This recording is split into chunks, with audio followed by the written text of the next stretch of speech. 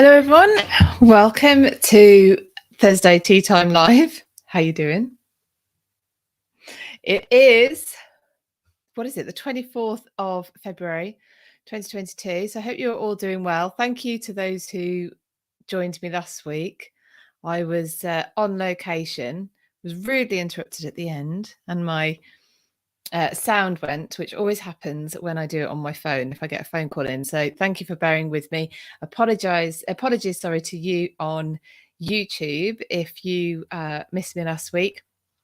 When I'm on location, I can only stream on, well, I suppose I could do 2 different videos, but I didn't. I went live on Instagram. Perhaps next time we'll do YouTube. But thank you so much. If you were with me, I'll speak a bit more about that later on. Hi, Janice, down there in East Sussex. Hi, Ipsa 1959. I can see other people joining as well. Welcome. And cool. So we've got quite a bit I want to talk to you about. Obviously I was at Tewkesbury last week, so we'll talk a little bit about that. Good morning, Jenna. Hi, Tudors Mania. And I've also been to somewhere called the Black Country Museum, which I'll tell you about as well. Hi, Alma in Alice in Virginia. Lisa is having her blueberry and mango smoothie today. Oh, nice. I have my tea. I have remembered. Blueberry and mango smoothie sounds good though. Sounds very good. So I'll tell you about that. We've got some anniversaries from this week in history. We've got all sorts of coming. We've got a bonus live event tomorrow, which I'll tell you about as well. Hopefully I'll remember to do that. So before I get going, as usual, I just want to say a big thank you to everyone, obviously, who comes back each week. And if you're new here as well, welcome. If you love history and you love British history especially, then you have come to the right place. This is the place for you. We have quite a nice little community going here. But a big thank you, obviously, to anyone who supports me by becoming a patron over on Patreon. Who does buy me a coffee on buymeacoffee.com/Philippa. I actually have some little extra free, they're not freebies, extras available on buymeacoffee.com as well now. You can have your own one-to-one chat with me on Zoom if you like as well. So that sort of thing is going to be added. And obviously you can get me here 1 p.m. every Thursday through live streaming on YouTube and on Instagram. If you're on the catch up, hi and welcome later on. And also you can catch me on the podcast as well. If you're on Instagram, send me some hearts. Let me know you're still there. If you're on YouTube, please give this the thumbs up. And then I think that means that other people get to see that it's happening and more people will be here. So that'll be lovely. Okay. I also have some reminders about competitions. There's all sorts going on. So let's get started. Cool. So last week, if you didn't catch it, the video is still on Instagram and it's my live walk around Tewkesbury Abbey. So I'm not going to talk loads about that for a couple of reasons. One, you can catch the video from last week. Actually, there's 3 reasons. 2, the second reason is I did a special walk around inside as well, obviously, for my patrons. So they can go over and have a look at that. And they obviously, that's especially for them. And the third reason is I'm actually revisiting Tewkesbury Abbey as a topic in tomorrow's Visiting Tudor Britain room.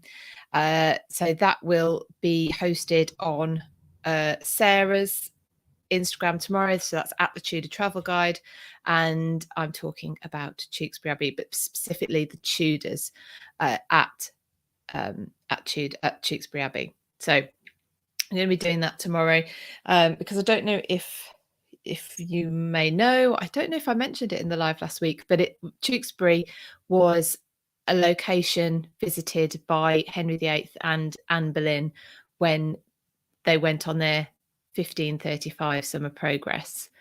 So it's a bit of a interesting time, the 1535 progress. Sarah talks about it a lot on the Tudor Travel Guide. Obviously her book following, so it's In the Footsteps of Anne Boleyn, has a chapter dedicated to that progress, because this progress happens in the summer of 1535, by May 1536, 19th, so midway through the month, she's no longer with us. And so it's quite poignant for all of that. So if you can, then you either go back and look at last week's video, or have or listen in tomorrow at 4 p.m. live on Instagram. So you can just follow me and you'll see when I go live, along with Sarah and Deb, who is Tudor Times, and I'll be talking about Tewkesbury Abbey a bit more, and specifically the Tudors there. So that's where I was. That one of the places I've been to. The other place I went to on Monday, and if any of you are following me on Instagram, you might already have seen my reel, is the Black Country Living Museum. Hello, everyone. I can see lots of people joining. Welcome. Hope you are all doing well. Send me up some hearts so I can see that you're there. And equally, hi everyone over on YouTube. Where are you joining me from today? We're getting really, really quite international most weeks. So I'd love to know where you're joining me from. So so the other place I've been, like I say, there is a reel as well on my Instagram page, which I put on this morning, of the Black Country Living Museum. Now, I was born, hello, lit teacher in Algeria. Welcome. Can you understand me okay? So I was going to talk about the Black Country, right? So I went to the Black Country Living Museum. I was born and grew up in the Black Country. Now, I don't have a very strong accent at all from the Black Country, compared to if you heard someone who did. But it's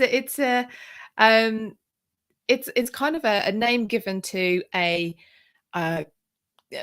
conglomeration of towns, and I suppose it encompasses villages as well that were very industrialized in the Industrial Revolution. Hi, Colleen, over there bright and early, absolutely, in California. What are you, 5 o'clock, 6 o'clock in the morning? You're very welcome, lit teacher. Thank you for joining us. Thank you. So the Black Country, yes. So this is an area that, if you've watched Peaky Blinders, then you will recognize some of the you'll recognize a very particular part from Peaky Blinders, because it was actually used as a filming location, the forge down by the canal, but also just the houses and everything. It's sort of very like that, and it's a heavily industrialized area, and that's where the Black Country kind of title comes from the smog, the smoke, the dirt, apparently. So I had read something that it was Queen Victoria that coined the term. However, I've also read that it was in use before her visit. So, but either way, it reflects just the heavy industry that was there. Now, so it not only is it the area that I grew up in, although I grew up in a town that was more glass making rather than industry. So it was sort of on the fringes. It's very, very sort of countryside, on the edge of the countryside where I grew up, rather than sort of inside of a town or a town. But a lot of my family were involved in industry a couple of generations back, nail makers, things like that. So it's fascinating. It also, so this Black Country Living Museum is a little village of its own, with houses which have been moved. I don't know if all of them, I could have checked this while I was there, are places that have been lifted and shifted from elsewhere, but a lot of them are literally brick by brick moved, including a house which is I can't remember what they call it, the tumble down house, or I can't remember, but it's slanted, crooked.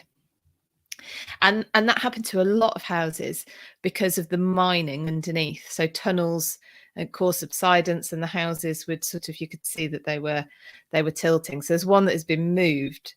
So it's sound. It's perfectly sound. The ground's perfectly sound underneath it where it is now, but they've managed to lift it and shift it there with its tilt, which is quite interesting. But I mean, the life, you can see life was hard, but there are some things, I've put this in my reel, that I find myself a little envious of.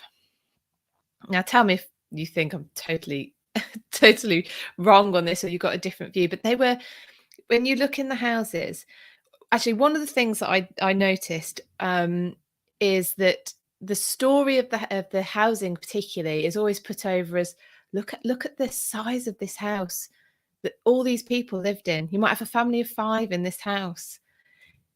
We are not living in a time where people automatically live in houses larger than those ones than 100 years ago. A lot of the housing is still, in this area that I live in now, is still around that age. It's still 100 years old. Might have a little, extensions on the back, might have gone up maybe, but a lot haven't. So this idea that, oh, look at these tiny houses people lived in 100 years ago in this area, as if nobody does now. That was one thing I noticed. But other things I noticed was, so with COVID, all the doors are open everywhere. So it's a bit blustery, and obviously we're in the middle of February, so it's quite chilly. However, as soon as you get into these houses, you can tell that actually, with the doors closed and maybe with a few people in the room, they would have been lovely and cozy. And they have these stoves. They've each had the stove, obviously different, I suppose, varying depending on what people could afford and whatever, but would use a relatively small amount of coal that they would use to cook. Obviously, it would heat the room they're in, dry the washing, whatever it is, on a relatively small amount of fuel. And then once there's a house there that represents houses that were built as soon as the Victorian slums were obliterated. There was like a standard house that was sort of built, and they would have a cast iron stove. Look, there's another word I'm looking for, which is range, and they're cast iron, so actually they retained the heat. So even once the fire had gone out, the room would the cast iron stove keeps the room warm. And I don't know, it made me think about all this, how much energy we use now. And I know we use electricity for a start, which they didn't. But some things are just, if we just had a more simple way, perhaps, of being, we would use a lot less energy. But anyway, that was one thing. Another thing I noticed. The other thing I noticed, and this is from one of the ladies who was a guide in the room, and she was talking about how they reused newspaper. But she was saying basically everything was recycled. If you were poor, you didn't let anything go to waste. Everything was recycled. So the newspaper would be recycled to create spits for the fire, to light the fire. Used as toilet paper, might have been a better use for newspapers. If you had chickens, people would have their chickens in the back garden. If you had excess eggs, you would sell them, or you'd make them into cakes and sell them, whatever it is. But this is the key thing, the recycling was done in the home. It wasn't outsourced. You didn't put it in a box and a big gas guzzling truck came around once a week and took the recycling away and to somewhere to do something with it. And then we find out 20 years later it's been going to landfill the entire time. The people would be recycling in their home. And I don't know, it's got me thinking a little bit. There's things we definitely can learn from the past. I'm not convinced that everything we have to do has to require something totally new, as if it's never been done before. I think our ancestors were savvy.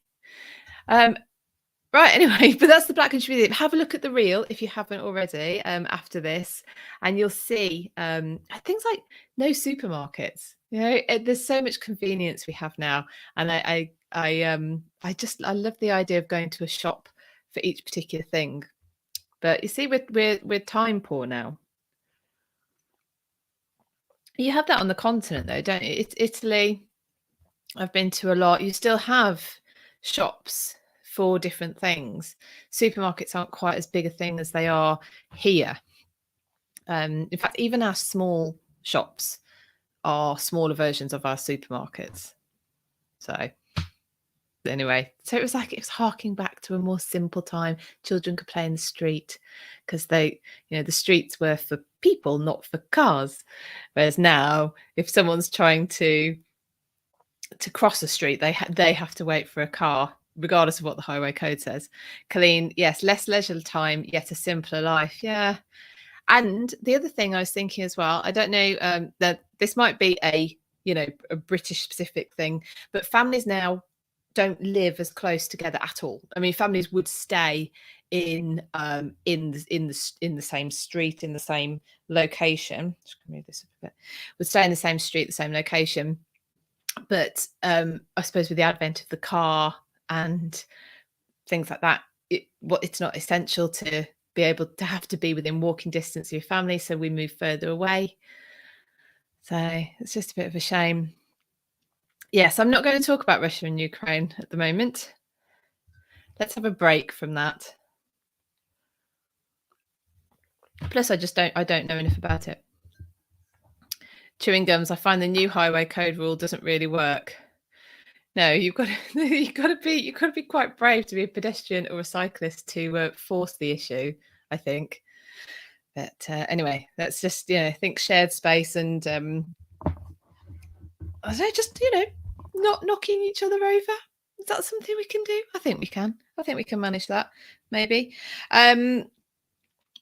Colleen liked the video. Good, thank you. Took me a little while to put that together, but I thought it was cool.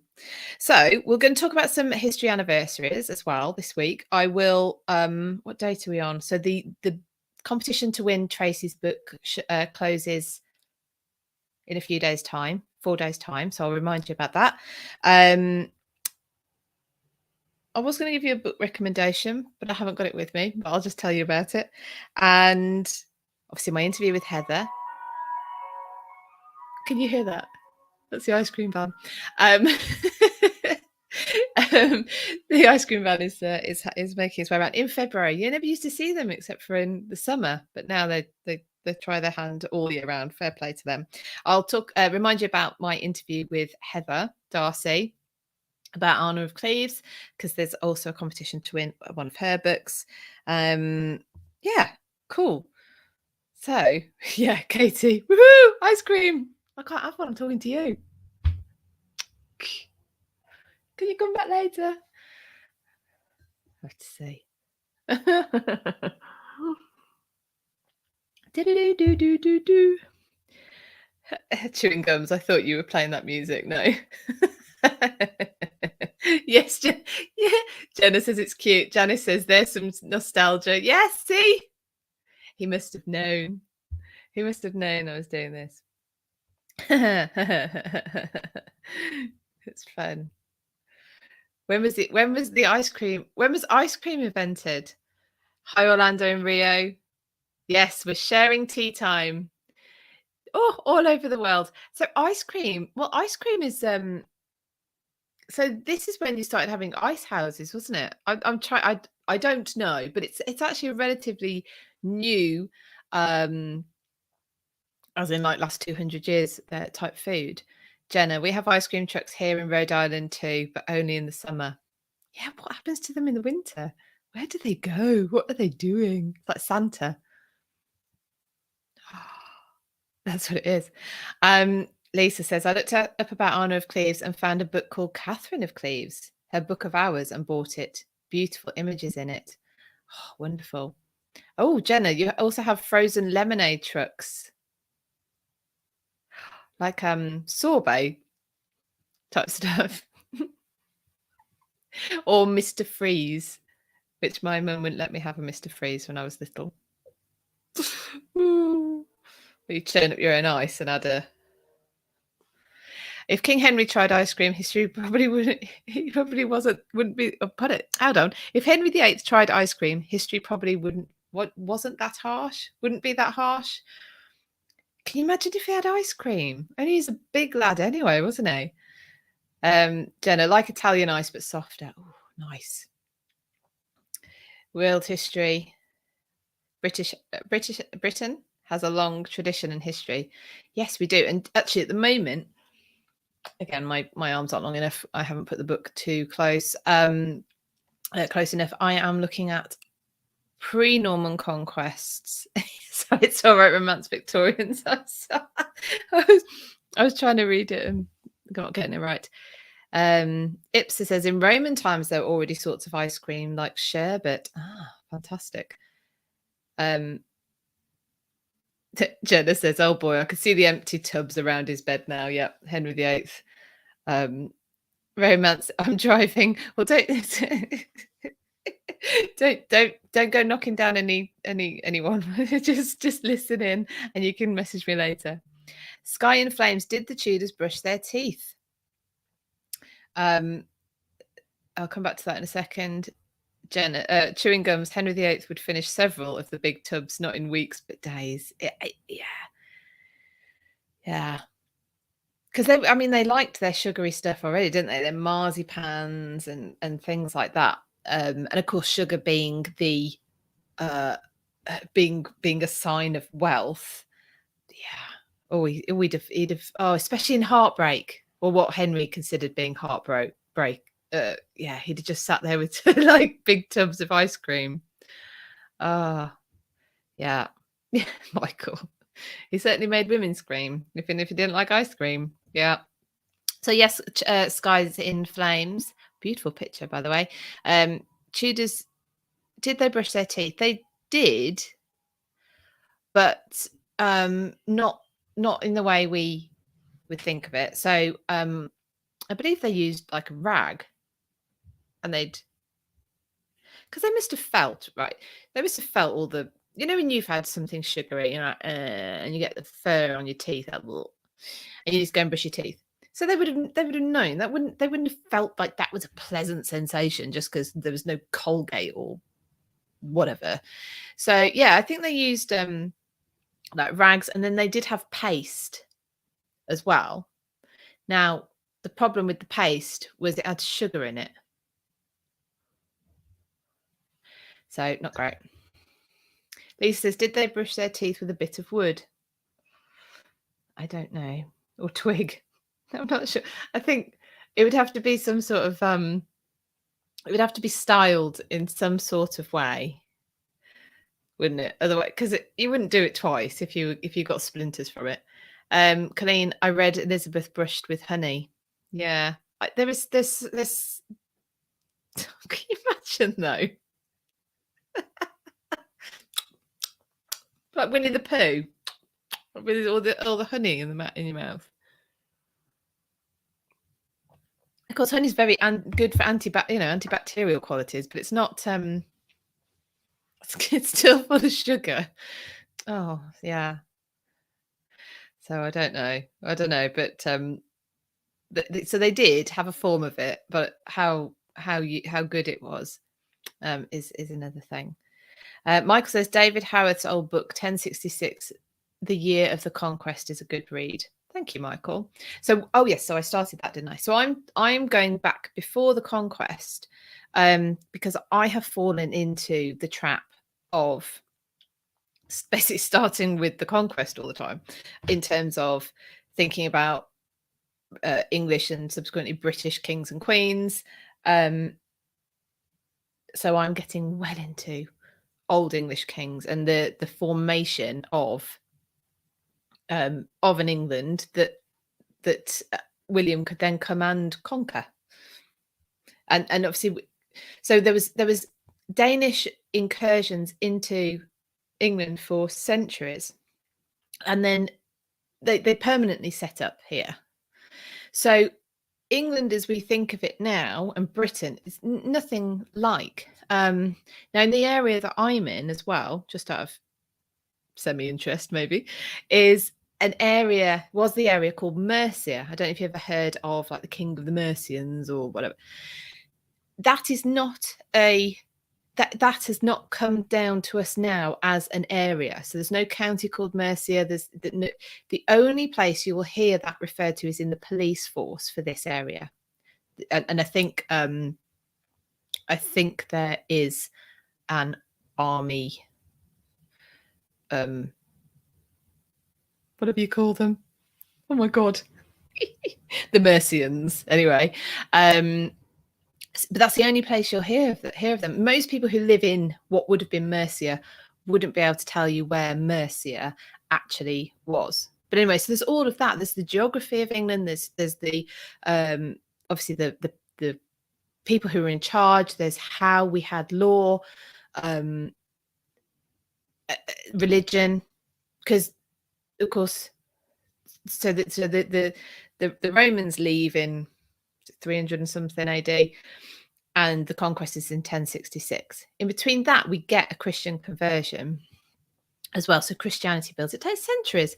Anyway, you've got people like Alfred the Great in there, and Ethelstan, who, if you remember, we talked about in various rooms, because he won out in an argument that Tracy Borman was involved in as to who was England's greatest or Britain's greatest monarch, and he won out over Elizabeth. So that pricked my interest as well. So any of you who are patrons in the nobility tier and above, the quarterly event this time round, so that will be April, is going to be the beginner's guide to Old English kings, where I'm going to teach you all about this. Michael, the King of Mercia, lost Harold the Battle of Hastings because he didn't support him. Oh, right. Okay. See, you know more than me. At the moment, this is where I am. King of Mercia. Would he have been King of Mercia? Janice, Tracy doesn't rate him. She certainly doesn't rate him above Elizabeth. That is true. But what I figured is there's got to be an interesting story there, hasn't there? So and it is very interesting. It is very interesting. I'm listening to books about Anglo-Saxons. I'm listening to Simon Sharma's History of Britain. That was the book I was going to recommend to you today. Volume 1. It comes in volumes, people, I warn you. Volume 1. But it's really quite easy to read or listen to, depending on what you Earl. That's it. Thank you, Michael. Depending on how you like to imbibe your books. I, as usual, have got the Audible version and the actual book, because that's the way I work. Right. Anyway, I said I'd talk about some of the anniversaries, didn't I? We have, oh, here we go. Sarah. Hi, Sarah. Sarah, Hampton Court tour guide, is guiding my group around Hampton Court in May when we go as part of the Anne Boleyn tour. Leofric of Mercia owned Hounslow 100, which encompassed Hampton Court. Wow. See, so these areas, I suppose he could have owned something that was slightly outside his area. So Mercia, because of course it's a fluid concept as well. These areas, because you have overlords and underlords and not underlords. That probably wasn't a term. Did I just make that one up? But you get my gist. And depending on who's winning out at the time, etc., etc. So it seems very fluid to me. And then, of course, once it's all won, well, I was going to say it's simple because we've got a coastline. It's not, of course, because we have England and Wales and Scotland and yeah. Anyway, right. So the just for fun question last week. Let me talk about this because this is one of the anniversaries. Ish, actually, really, it was anniversary last week, wasn't it? But the 16th of February is when Henry VIII was buried. So I had a video about that. And my just for fun question was, how long was Henry VIII's funeral procession? So, did any of you do your homework? Did you watch the video? Do you have any idea? You could just guess. So how long do you think Henry VIII's funeral procession was? I'll give you a clue. It was long. But my video, so I've got two videos about Henry VIII. One is a summary of sort of, not a summary, it's a discussion of where he's buried, but why he's buried there, why he was never moved. And the other one's a bit more specific about the funeral itself. So Janice has got it. Lisa, it is 4, but it's 4 miles. 4 miles long, the funeral procession for Henry VIII. Jenna's got it. Nice. Well done. So 4 miles, because you have all the different, you have the Mercian companies, you have the different, what's the word? Departments. Departments of court there. Everyone's represented. That's all right, Lisa. It was 4 miles, yeah. Now we've probably had this discussion before, but about Henry, of course, for anyone who doesn't know, is buried in St George's Chapel, Windsor, and the marble stone that marks the it's not exactly, I know, entrance to the crypt where that he's in, that was put there by William IV. So he was in an unmarked grave before then with Jane Seymour, and there's this assumption that, well, he's buried with Jane because he loved her the most, which I do think again is a bit of a trap, when because he had 6 wives, so we immediately find ourselves saying, well, which one did he love the most? You know, there's these comparisons that we automatically fall into giving, and it's just logical. I don't know if I've spoken to you about this before, but it's logical that he's buried with Jane. Catherine of Aragon, he says, is never his wife. In her funeral, at her funeral, she is buried as the Dowager Princess of Wales. Anne Boleyn was never his wife. There's a running theme, and he obviously has had her executed. Tara says he loved himself the most.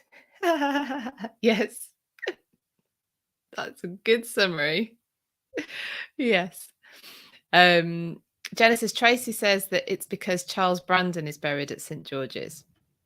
Okay, so we'll come on to, so yes, so I mean, St George's is I mean, Henry VII was going to have St George's as the Tudor mausoleum. He only moves it to Westminster Abbey because he actually wants he wanted the mausoleum to be where well, he was told by the monks of Westminster, well, actually, your hero Henry VI wanted to be here. He's only not here because he didn't get to be buried where he wanted to be. So anyway, he moved it there, but it was going to be St George's, but he wasn't going to stay there. That's the thing. Henry VIII wasn't supposed to stay in that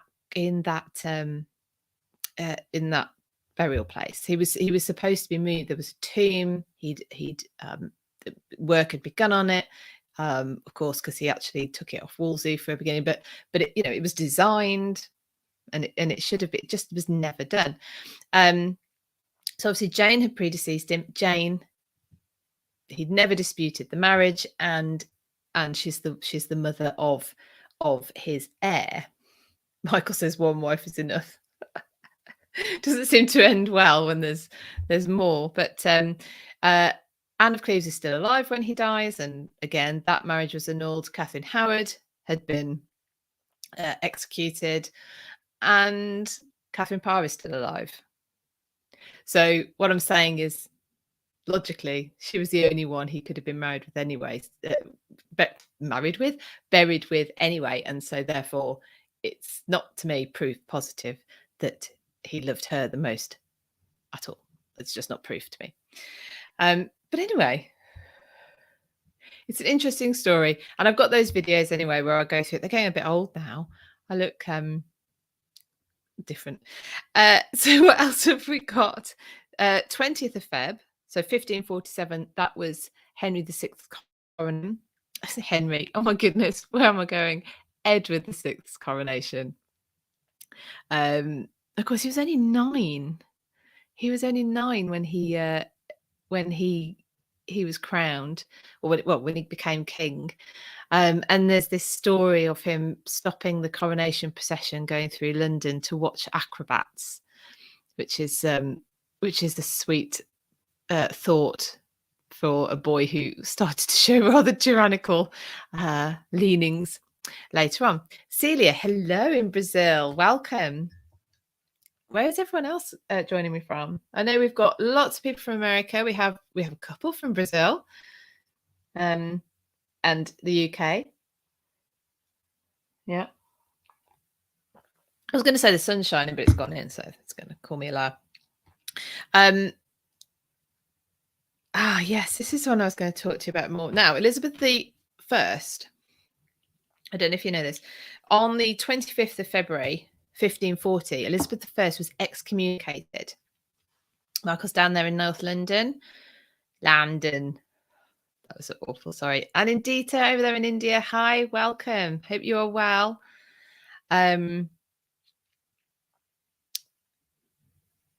Yeah, sorry, Colleen, I was sweet thought stopping to be a child.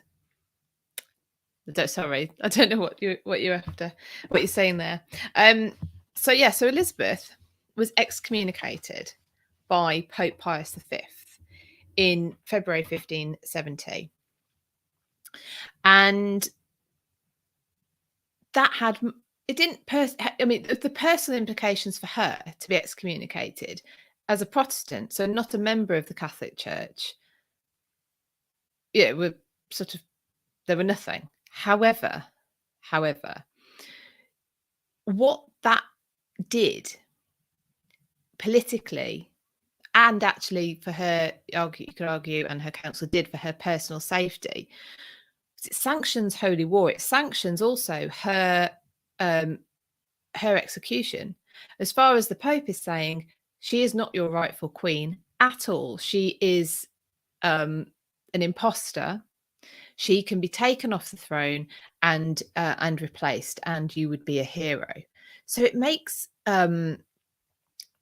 Elizabeth's position very difficult, very difficult. And this is a country newly divided, really, along religious lines. Obviously, we could thank her dad for that, but it could very well have happened anyway. And up until this, it didn't just happen overnight, all the changes. But recusants, so people who wanted to not go to church services, so they were refusing, because they were Catholic, they didn't want to go to Protestant services. They would have been fined originally, and sometimes the fines were implemented, sometimes they weren't, chased up. But that starts to change, and the sanctions against recusants went from people got more suspicious of Catholics, you had the sanctions getting more and more severe.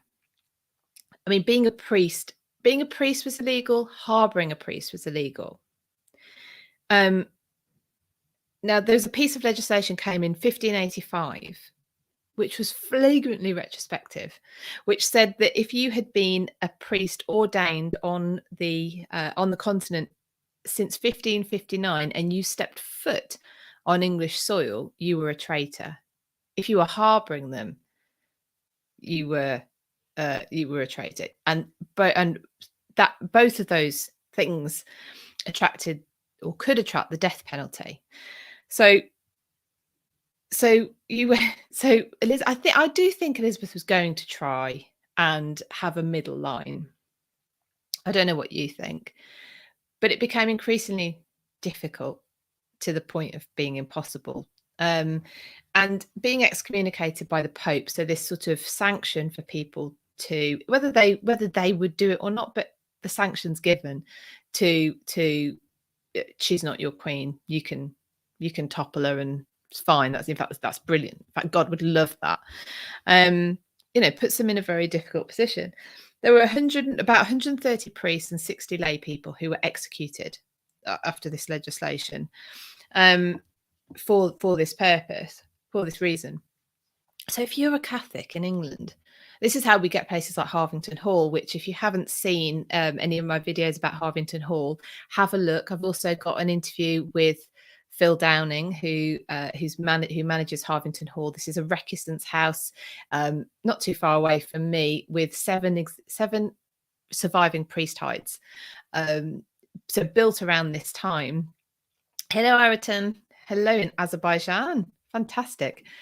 So this is why these houses are built. You need a place to hide your priests, to hide the implements of mass, and these people are their choices, their mortal body or their immortal soul. And it must have been incredibly well, that takes over your life. Your house is being built in order to encompass your beliefs when they've been made illegal. It's quite I think there's something to be learnt from this sort of thing. But yeah, I thought that was interesting. So Elizabeth I excommunicated by Pope Pius V in February 1570. Another 25th of Feb 1723. I've got a little video about this, and in fact this will be the basis of this week's question. Actually, this week's Just for Fun question, and it's the video I have. It's called I can't remember what it's called. It's called "So Christopher Wren is Buried." I think it's something. I'll post it later. And so Christopher Wren is the architect responsible for St Paul's Cathedral, amongst many, many other churches, especially in the city of London, that were rebuilt after the fire. Now, he already had I think he was already had the contract, if it worked that way in those days, to rebuild St Paul's or to renovate it. And of course, when the fire burnt it down in 1666, he got carte blanche to start again. Oh, got bad connection. So, right, hopefully I'm back. It said poor connection then. So Christopher Wren builds St Paul's Cathedral. I've covered it before. So I was going to have the question, what is written on his headstone? Because he's buried down in the crypt. He has no tomb as such. There's no grand sort of tomb. And his son, I believe, had the headstone put in, and it's in Latin, but it I'm paraphrasing, but it basically says, if you translate it, view it, if you search for his tomb, look around you, sort of thing. But I have paraphrased that, because of course he's the architect of St Paul's Cathedral. But my just for fun question, which I will give you the answer to next week, is what did critics not like about Wren's St Paul's Cathedral? It was heavily criticised for part of the design, and what was that? Michael says St Paul's is full of Freemasonry symbols. Interesting. So yeah, so critics were scathing about one particular part of the design. So I will let you know what that is next week. But you can watch the video. I think it's called. I should have written that down. Sorry, it's called something like "Why is Sir Christopher Wren not got a grander tomb?" I'll share it with you later. And another thing. So this isn't actually British, but I think it's interesting, and I think it's heavily linked anyway to Britain because of the religious thing, because it's based in Italy, and 26th of Feb 1616 was the first Inquisition of Galileo Galilei.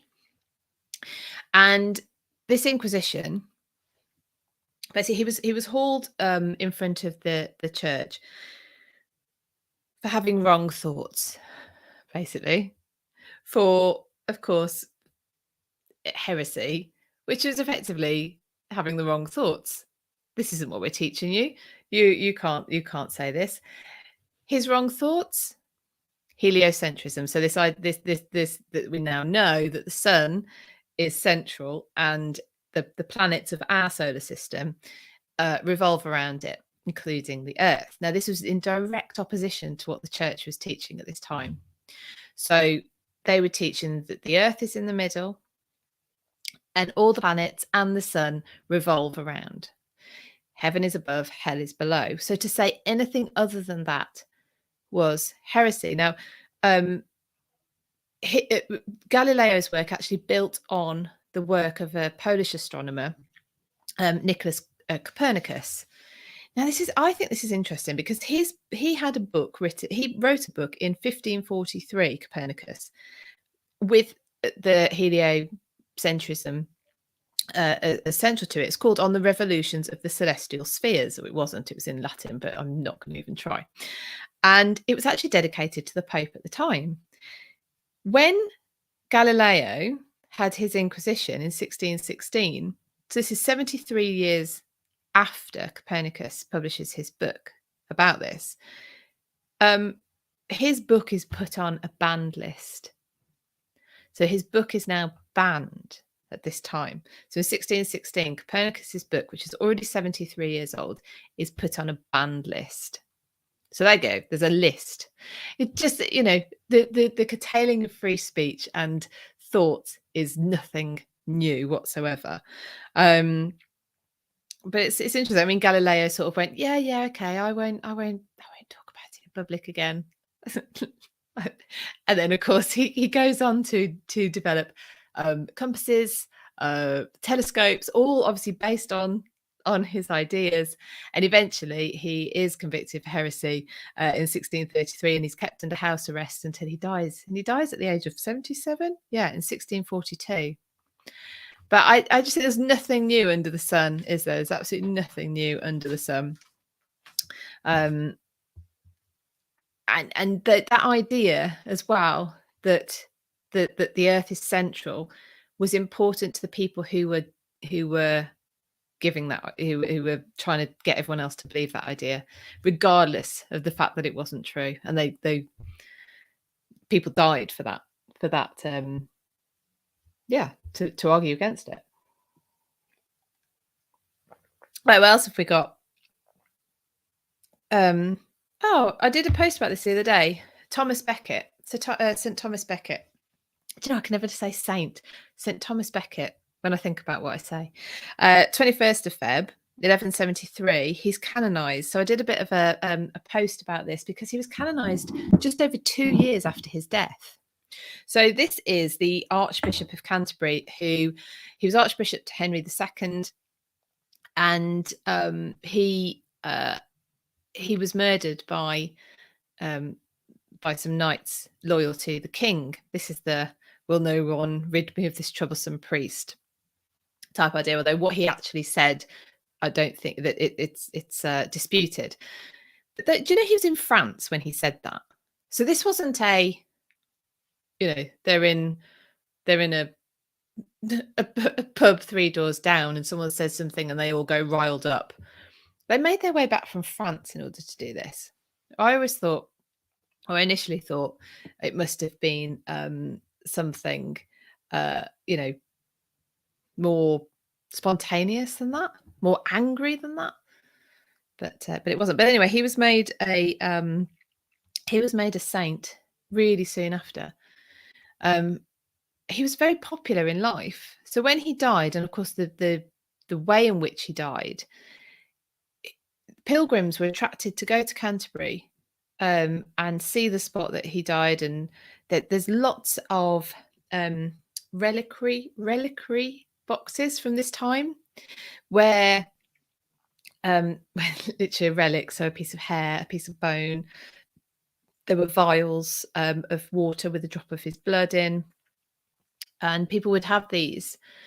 So there was an exhibition at the British Museum about Beckett, and a lot of the pieces there were a lot of these reliquaries in the exhibition. Such was their popularity. But so these pilgrims were going to Canterbury, and then you had hundreds of miracles being reported. So that's quite unusual, though, how fast he was canonized. So I've done a post about that if you want to check that out as well. So I've got the reels on I've got a reel about Tewkesbury, a reel about the Black Country Living Museum, for you to take a look at as well. Also, my patrons have a historian interviews when I can. Who I've got here. So sorry, after 12 months, then I'm going to start releasing a few of those, and there's one coming up soon, which was a interview with Matt Lewis about Ludlow Castle. So look out for that, because that is really cool. It's really fascinating talk with Matt. He knows ridiculous amounts of history about that place. Michael says, do you know the history of what happened to the knights after they murdered Beckett? I don't off the top of my head. I think I have heard what happened to them, but it was a long time ago, so I can't think at the moment. No. But Henry, to begin with, I think doubled down on because Beckett was a pain in his bum. I mean, Beckett was his friend, and he thought that if he made his friend Archbishop of Canterbury, then the church would fall in line with what he wanted. And of course that didn't work, because Beckett wasn't going to play ball.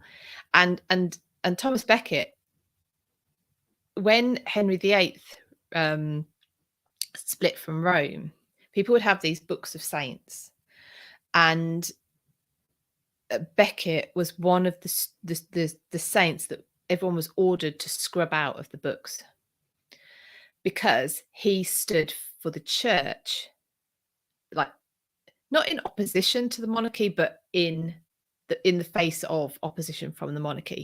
He stood for the church and the church alone. And so, of course, when Henry splits from the church, he doesn't want people reading about the story of Thomas Beckett. And so you'll find books of saints in there, and the story is scrubbed out to with more or less enthusiasm, depending on whether people were paying lip service, I think, to doing that, or whether they did it proper. So yeah, which is quite interesting. Right, what else was I going to talk about? So remember also to check out Heather Darcy's interview. I've talked about this a lot, so I won't go on about it now, but the real story about why her marriage to Henry VIII didn't work, why it was doomed from the outset. And it's not the story that we have been told forever. It's not because she was ugly, or she didn't recognise him, or she smelt. None of those things. I mean, you can continue. Yeah, I suppose. You could still believe that, but it's a far more compelling argument that Heather can put forward with her research. And actually, what she was saying in the interview, if you watch it fully, is the story that she sort of uncovered, in quotation marks, is the story in Germany, is the story in the Cleves region. They understand it. But we've had this other story told to us. Colleen, I love that she used pictures. Yes, so anyone who hasn't seen the interview yet, thank you for that, Colleen. Heather actually had a sort of presentation. So she shows the map. That was very useful, wasn't it? Where is Cleves? Where, and all the different regions that were sort of in the mix at the time. So yeah, have a look at that. It's really, really, really good. Bobby says it was such a great interview with so much information. Thank you, Bobby. Yes. I think was it Janice? Was it you saying, commented on the video that you come back to it? I think it is one of those. But it's up on my YouTube channel. So, and it's also on the podcast as well. So if you want to just listen to it, if you're out and about, and you want to try and imbibe it while you're driving, obviously concentrate on the road.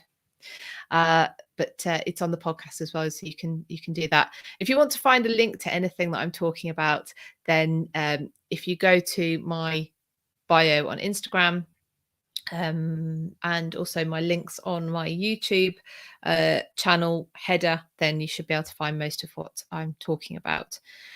Elements of Bray. So speaking of churches and scientists, Isaac Newton is buried at Westminster. Who decides who's buried where? It's a very good question. I don't know who decides who is buried where. No one in Westminster Abbey now. We're full, apparently. And so Isaac Newton is buried there. Okay. Because there's plenty of people also who have like plaques or stones there that aren't buried there, like Shakespeare, for instance. And then you seem to have Poets' Corner and da da da da. But I don't know. I imagine it comes from the crown somehow. Mad journalist, hi. Over there in Greece, well, they'll obviously go for the propaganda in favour of the king's style of storytelling, though, like every country does in such cases. So no surprise that not all the facts and aspects and angles and Anna's side, were sort of buried, so to speak. Well, it's interesting because it's actually the politics that was buried. And without giving too much of the interview away, without you watching it, but another interesting thing that comes out is how much did Cromwell understand of the political situation in Europe? Because the advice he's giving to Henry is wrong. It's a bum steer, and he's acting on information that he's been given by the ambassador to, was it the French court, which was Wyatt. Thomas Wyatt, who had been put in the Tower of London during Anne Boleyn's downfall, had seen his friends murdered and had been released. He's not going to be a massive fan of Cromwell. So that's interesting. Was there a little bit of a setup there of Cromwell? So, yeah, check it out. I've also done a 14-minute segment as well if you haven't got time for the how long was the full one? It's an hour and a half, I think. But yeah, you can take it at your leisure, listen to it on the podcast. But let me know in the comments underneath the video if you do watch it, what you think. And of course, remember that if you answer the question, it's all in the show notes. If you answer the question, you make sure you like the video and have subscribed. Hiya, John, and subscribe to my YouTube channel. You will be in with a chance of winning Heather's book on Anna. Colleen said it wasn't long enough. Can have me on loop. I pop up everywhere. Yeah, so you'll be in with a chance of winning Heather's book, Anna, Duchess of Cleves, the King's Beloved Sister, it's called. I did originally offer to the winner could choose between that book and Heather's new book, but the release date hasn't come out for her new book yet. So it will be the one on Anna. So you can do that. And you still have chance to win Tracy Borman's book, The Private Lives of the Tudors. It's a signed copy because I've physically been and seen Tracy to get it signed. And you can win that if you watch my interview with Tracy about female rule in England and subsequently Britain.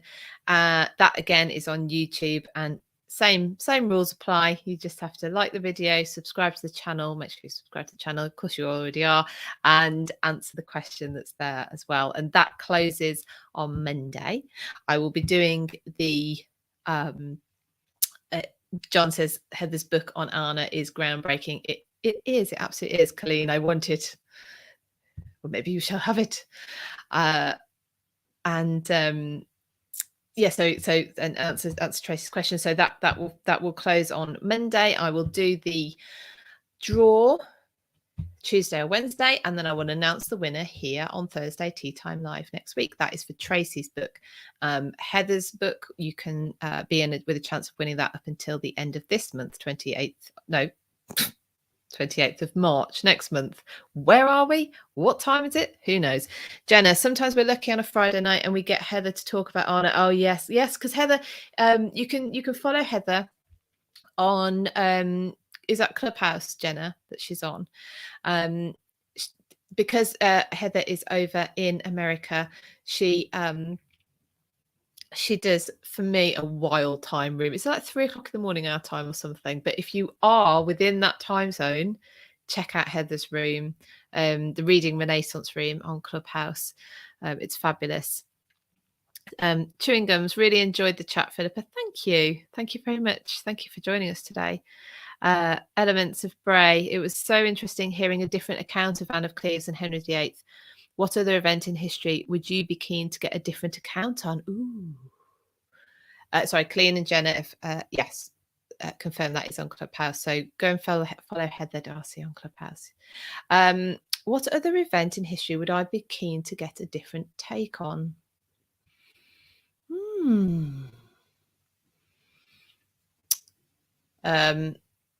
Oh, Jenna's saying yes, it's a 10 p.m. room. So 10 p.m. your time. So yeah, that's 3 p.m. 3 a.m. UK time. That'll be why I'm not on it then. Gotta sleep sometime.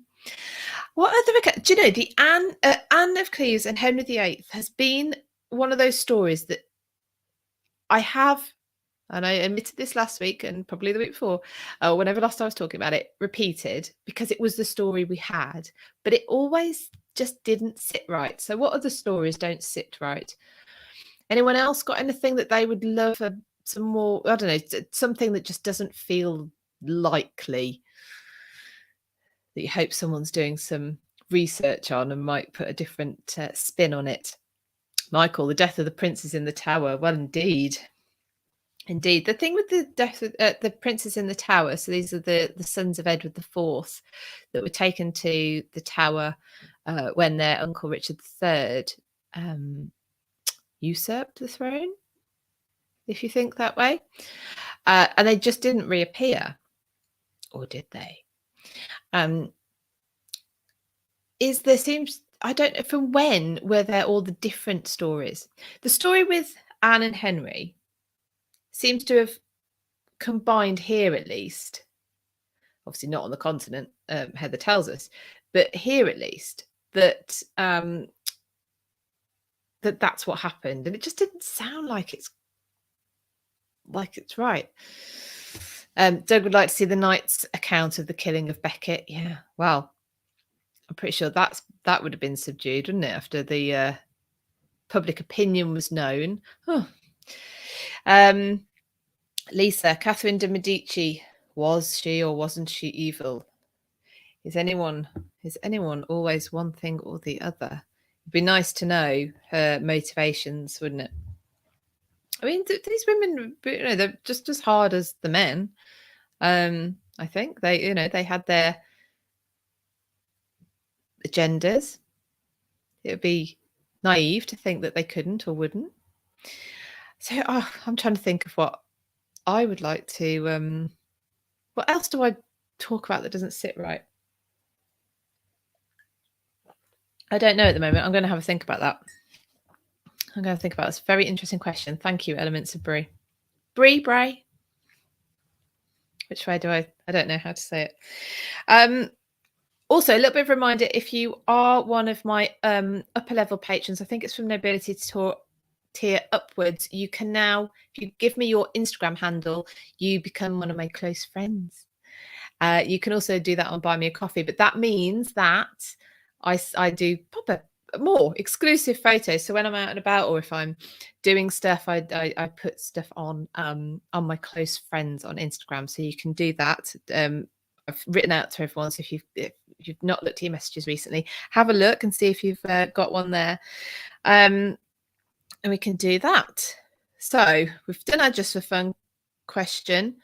So let me know when you've watched the video about Wren's burial place, what the critics didn't like about his design. And there's a bit of a why in there as well, but you'll see when you watch the video, what was it about his design that they didn't like. I'll tell you about what live events I've got coming up, and then I'll leave you be and let you get back on with your day. So tomorrow we have a bonus event. So the normal room, for Visit Tudor Britain. It's 4 o'clock tomorrow, and I'll be talking about Tewkesbury Abbey, the Tudors at Tewkesbury Abbey. After that, we have got a Clubhouse room. For those of you who are still on Clubhouse, you'll be pleased to know it's the old gang back together. So it's Sarah, who's the Tudor travel guide, Cat Marchant, who has Reading the Past on YouTube, if you haven't already checked it out. Catherine Brooks, who is not just the Tudor tracker, and myself. We are back together at 5 o'clock tomorrow on Clubhouse, because we've actually moved off Clubhouse now to do more regular lives on Instagram mainly. But we're going to have a last, for now, discussion about what we're up to, where you're going to be able to find us. I'm sure we're just going to have basically a general history chat about what we've been doing around history and what you can expect. So if you're around, I would love to see you there on Clubhouse at 5 o'clock tomorrow. And of course, 4 o'clock, so the hour before, you can catch me talking about Tewkesbury Abbey on the Visiting Tudor. I don't know whether I call it Visit Tudor Britain and Visiting Tudor Britain. I'm not quite sure what it's supposed to be. I keep forgetting. But anyway, you get the gist. It's about Tudor Britain and about visiting it. So I'll talk to you about the Tudors at Tewkesbury, but I will also give some information about, if you're going to go to Tewkesbury, what's there now, what I'm looking at the moment and doing a bit of research as to how it's changed since Anne's visit, so that you get an idea, because there was big restoration work on cathedrals I think it was in the Victorian era, and they did a lot of changes to some of the cathedrals. So reading about that. World history, like JP says, British history is interesting. Thank you. It is. I think because British history is with this sort of little island, or more technically, but off the continent, but we're not on the outskirts of the history, because people came, people went, we came back. It's all.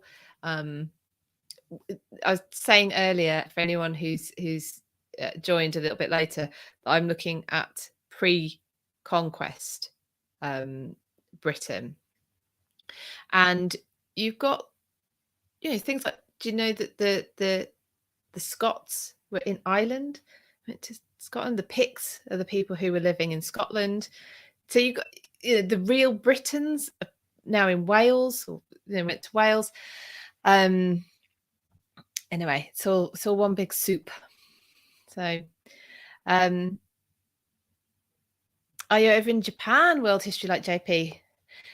This because Japanese schools only learn fragmentary knowledge about British history. Well, to be fair, that's probably, it's a lot more than we learn about Japanese history. And I would say, but then I wouldn't I? Because I'm a history type person, that I think we could be better at our history in schools as well. The original melting pot, indeed. History Biz Club. Yeah, the way history is taught, because it's and maybe this might be the same for all disciplines, really. I just think we could be a bit better at knowing why we're learning something. Imagine as the UK has occupied so many countries over the centuries that the UK is now intertwined into so many others, the histories too, so it just fascinates many people. Yeah, well, of course we went out, but a lot by the time we went out there was a lot in as well. So it is just a massive melting pot. It's incredible. Doug, the overlord of the Welsh princes was originally called the King of the Britons. That makes sense. History Biz Club, we love to travel. Yeah, indeed. Michael, that's why the Welsh and I presume you're typing something else as well.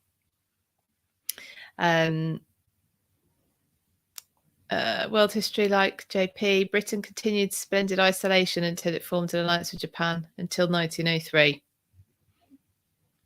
Okay. I mentioned a book last No, it can't have been last week, because I was on location last week, wasn't I? The Silk Roads. Has anyone read Silk Roads by Peter Frankopan? It's one of the few books, I think, that manages to talk about the time without borders, but still manages to, I don't know what's not in the book, but the book's this big, but, still puts it into a narrative that you can understand. And it's fascinating. Oakley, so Jenna, if anyone fancies a trip to New England, you'll still see evidence of England in many, many places. I'll come. When I went traveling around Australia, of course, so there's lots of place names. You've got, and it's funny how, something that's a big city here might be a tiny village. Newcastle, I can't remember how big that was in Australia, but I remember thinking that's not going to be like our Newcastle. Michael says that's why the Welsh and Breton people speak a similar language. Yeah. So yeah, language. Well, that's interesting. Anyone doing any languages on Duolingo, or just languages generally? But Duolingo seems the way most people are going at the moment. I'm doing German and Italian. I've also got on there Latin and Gaelic, but I'm not getting on as fast with those. But it's interesting learning Latin based and a Germanic based language, and they both have similarities to English. So our words, so I think the word for traffic lights, sorry anyone in Italy if I get this wrong, it's something like semiforno, something like that. Now we would think of semaphore in terms of flags and stuff like that, so signaling. So you see how the words have sort of become, they've gone in a different way, but you can still see a root that makes another word make sense in a different language. Bobby tried Italian. John, Silk Road was amazing, removing the Western gloss from history. The West was not the centre of the world, indeed. Jenna, I keep saying, I know you could. Jenna, would love to have me visit and be my tour guide. Oh, that would be a fantastic trip, wouldn't it? Bobby Ann's tried Italian. Oh, wonderful. Doug would like to go out there. Lisa, Duolingo French and Spanish. Well done. And Latin. You've completed that one. Lisa, I'm in awe. That's brilliant. You'll be able to go and read all the tombstones and all the everything. I mean, even in St. Paul's, Bobby Ann, the trip. Oh, were you supposed to? So Bobby Ann was supposed to be going to Italy, I presume, in 2020. It got cancelled, so she quit for a while. You could have been fluent by now. Do you know what happens to me? I learn the language. Oh, I try. Obviously, I'm actually getting further this time, and then I get to somewhere, and either I try and they speak back to me in English, which I'm like, oh, okay, it's like that, is it? I'm not good enough. So yeah, I tend to, or I just duck out and decide not to do it anyway. But I'm going to try my best this time. Mad journalist. I love languages. It's my favourite thing to do, to learn, though I do fare better with Arabic-based, Greek-based and Asian languages, not so well with the European, German or Russian-based languages, though. Wow. Well, I suppose that's amazing, though.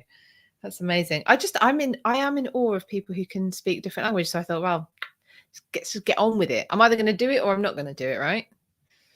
There's no point in keep saying I'm going to do it. I'm not 12 anymore.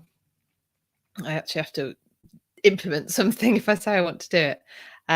Lisa says we speak Latin anyway in English. We have many similar words. Yeah, that's what I'm finding with Italian. You can see that the root of the words being the same. Yeah, Colleen is also thinks Mad Journalist is doing very well. She is indeed.